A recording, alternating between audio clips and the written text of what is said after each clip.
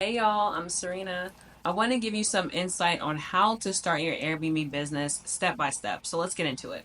First, I want you to visit airdna.com and I want you to figure out what properties are earning in each city. AirDNA is going to be able to tell you what Airbnb hosts are making in each area based on the size of the property, based on the city. AirDNA does have a free plan, so you can create an account and then go ahead and start searching for your ideal location.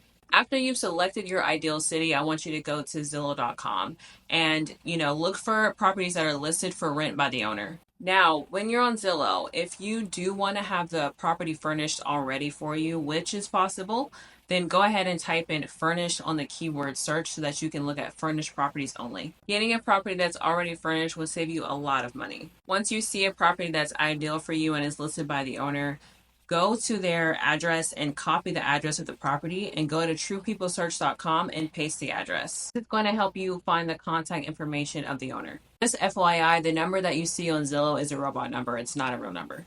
Now, once you see the owner's name, copy their cell phone number and text them this script. This script is already free for you on my website, so go ahead and visit it and you can, copy and paste this script and edit it as you need to. If you either have the owners furnished or only look at properties that are already furnished, all you need at that point is the security deposit and the rent payment. If you don't want to use your own cash for this, you certainly have the option of getting an LLC and using business credit.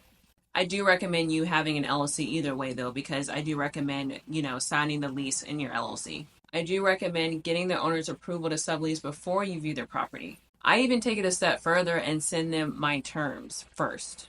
What I mean by that is you do need to have terms that you add to the lease that protect you as a business owner. So I make sure that the owner agrees to my terms before I even view their property. That way I know that we're not wasting each other's time. Once you've gotten the owner's approval, I recommend going to airdna.com, pasting the address, and seeing what that property has the potential to earn. AirDNA is pretty conservative with their figures, but I want you to take it a step further and be even more conservative. I recommend that you gross at least a few thousand over the rent payment.